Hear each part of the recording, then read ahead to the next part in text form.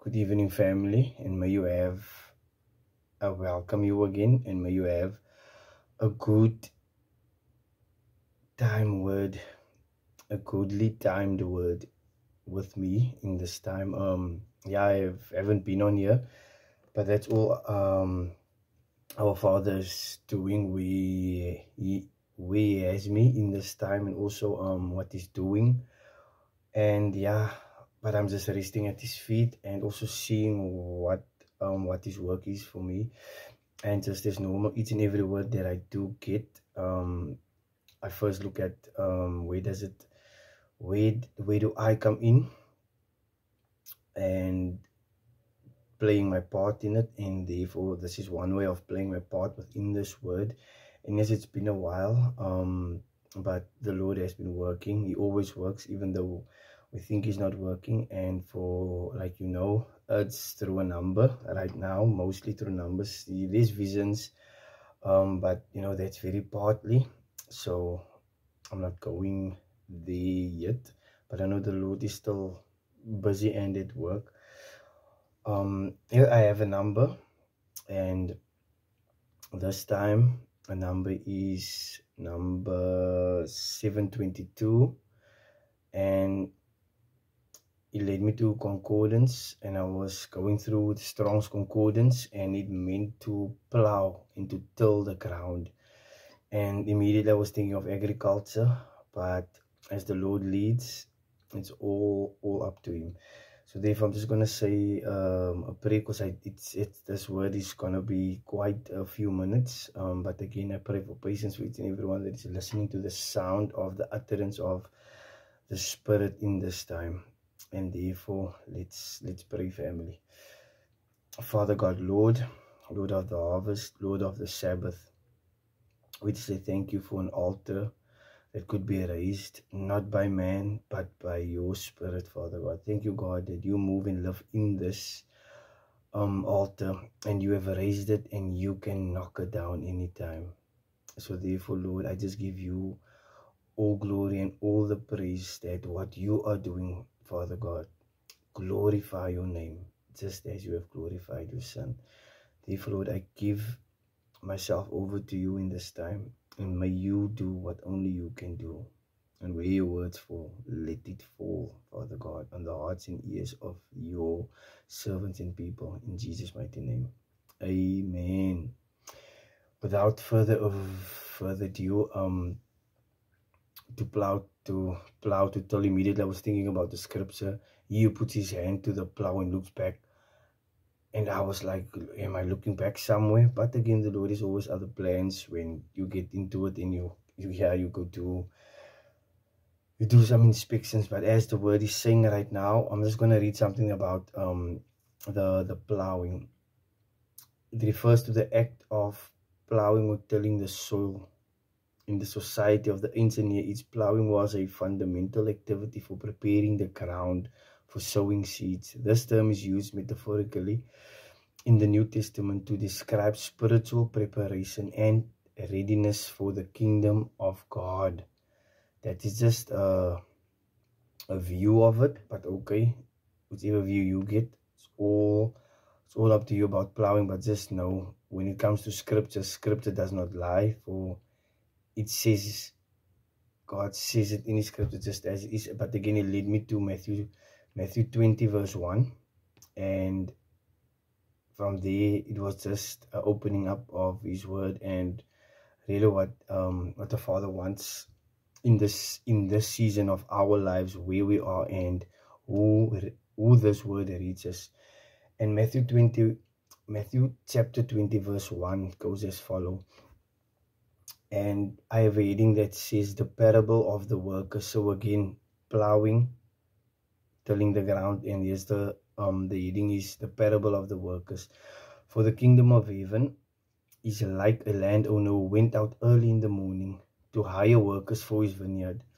He agreed to pay them a denarius for the day and sent them into his vineyard. And as forward, this is the scriptures that the Lord is dropped, and I pray that it speaks to you. It's a bit lot, but I do pray that it speaks to each and everyone. We'll just give some context, seeing time. Some I'm not going to read all of them, but I will try. And Matthew chapter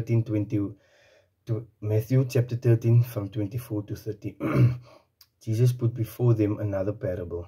The kingdom of heaven is like a man who sowed good seed in his field. But while everyone was asleep, his enemy came and sowed weeds among the wheat and slipped away. When the wheat sprouted and bore grain, then the weeds also appeared. Matthew 21, verse 33 to 41. Listen to another parable. There was a landowner who planted a vineyard. He put a wall around it, dug a winepress in it, and built a tower. Then he rented it out to some tenants. We are the tenants, and went away on a journey. When the harvest time drew near, he sent his servants to the tenants to collect his share of the fruit. The servants is the angels. But the tenants seized his servants. They beat one, killed another, and stoned a third. Luke 13 from verse 6 to 9. Then Jesus told this parable. A man had a fig tree that was planted in his vineyard. He went to look for fruit on it, but he did not find any. So he said to the keeper of the vineyard, "Look, for the past 3 years I have come to search for fruit on this fig tree, and I haven't found any. Therefore cut it down. Why should I use up the soil?" "Sir," the man replied, "leave it alone again this year until I dig around it and fertilize it." So we all know when the scripture points to the fig tree, speaking about Israel. Mark 12 from verse 1 to 9. Then Jesus began to speak to them in parables. A man planted a vineyard. He put a wall around it. It's basically almost, this is basically the same. He put a vine vet, built a watchtower. Then he rented it out to some tenants. At harvest time, he came back, share the fruit of the vineyard, but they seized him and beat him. So it's that two scriptures goes in hand. Isaiah chapter 5 from verse 1 to 7. I will sing for my beloved a song of his vineyard. My beloved had a vineyard and a very fertile hill. He dug it up and cleared the stones and planted the finest vines. He built a watchtower in the middle and dug out the winepress as well. Okay, see now where this is also going. You waited for the vineyard to yield good grapes, but the fruit it produced was sour. And now, O dwellers of Jerusalem and men of Judah, I exhort you to judge between me and my vineyard. And the Lord is just speaking about harvest time. John 15 from 1 to 8. I am the true vine, and my Father is the keeper of the vineyard. He cuts off every branch in me that bears no fruit, and every branch that does bear fruit, he prunes to make it even more fruitful. You are already clean because of the word I have spoken to you. Luke chapter 20 from verse 9 to 16. Then he proceeded to tell the people this parable. A man planted a vineyard, rented it out to some tenants. It's also going that way, I see. At harvest time, he sent a servant, but the tenants beat the servants and treated them shamefully, sending them away empty-handed. So that's the disobedience, the disobedient servants. Now if some branch, Romans 11 from verse 17 to 24. Now if some branches have been broken off, and you, a wild olive shoot, have been grafted in among the others to share in the nourishment of the olive root, do not boast over those branches. If you do, remember this: you do not support the root, but the root supports you. You will say, then branches were broken off so that I could be grafted in. And when he's talking about the engrafted branch, we do know that as we were formerly known as a Gentile nation, and we as Gentiles, we are the engrafted branch. At Paul that speaks about it in the Romans. yeah, the engrafted branch. And yeah, just as the atonement was paid this full price for us, but we are the engrafted branch. And now we see and have an inheritance in him through Christ once and for all. 1 Corinthians 3 from verse 6 to 9. I planted the seed, Apollos watered it, but God made it grow. So neither he who plants nor he who waters is anything, but only God who makes things grow. He who plants and he who waters are one in purpose and will be rewarded according to his own labor. James chapter 5 and verse 7. Be patient then, brothers, until the Lord's coming. See how the farmer awaits the precious fruit of the soil, how patient he is for the fall and spring rains. So again, patience is also the key of this harvest. But it's here. Psalm 80 verse 8 to 16. You uprooted a vine from Egypt. You drove out the nations and transplanted it. You declared the ground for it, and it took root and filled the land. The mountains were covered by its shade, and the mighty cedars with its branches. Jeremiah 12:10. Many shepherds have destroyed my vineyard.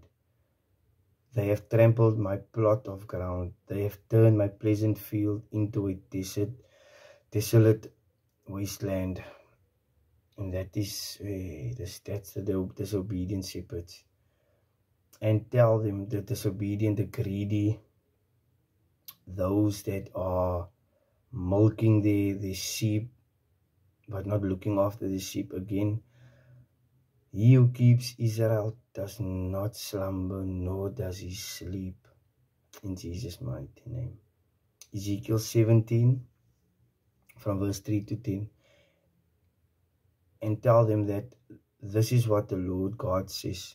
A great eagle with great wings and long pinions, full of feathers of many colors, came to the Lebanon and took away the top of the cedar. He plucked off its topmost shoot, carried it into the land of merchants, and planted it in a city of traders. He took some of the seed and land and planted it in fertile soil. He placed it by abundant waters, and it set out like a willow. Hosea 10 verse 1. Israel was a luxuriant vine, my speech, yielding fruit for himself. The more his fruit increased, the more he increased the altars. The better his land produced, the better he made sacred pillars.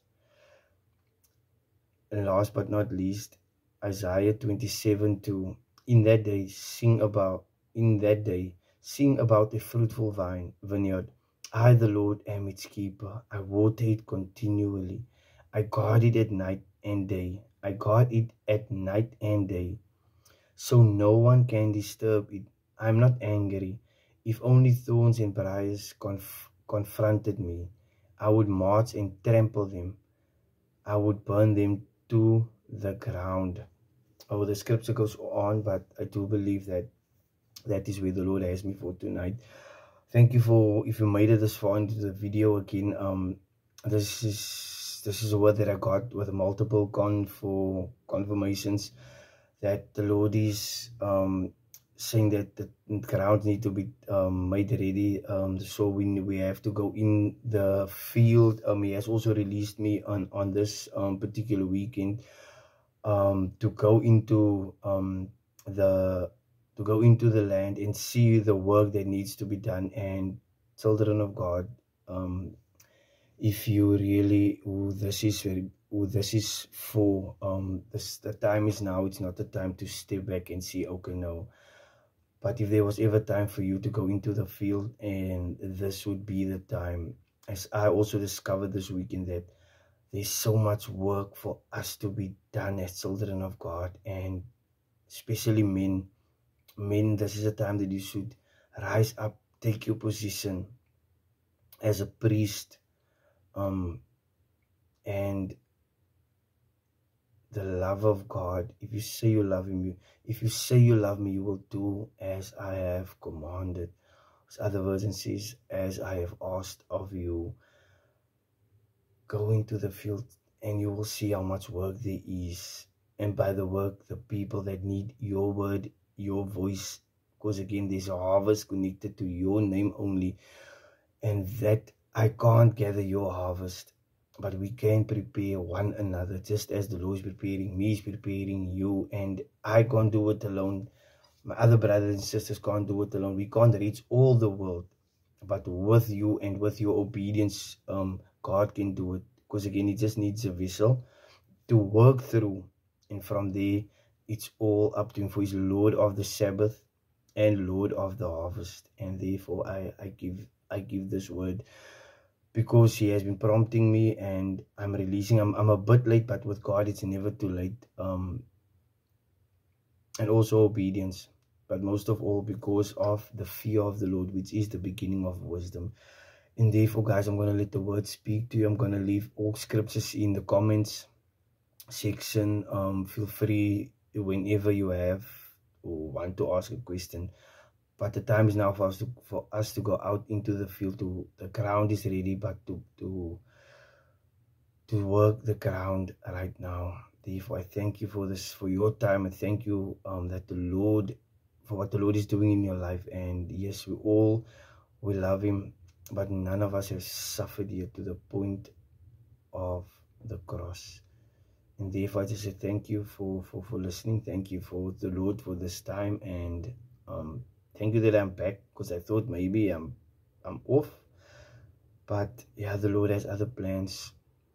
But He's still working, and therefore, thank you, and until next time, brothers and sisters, in Jesus' mighty name.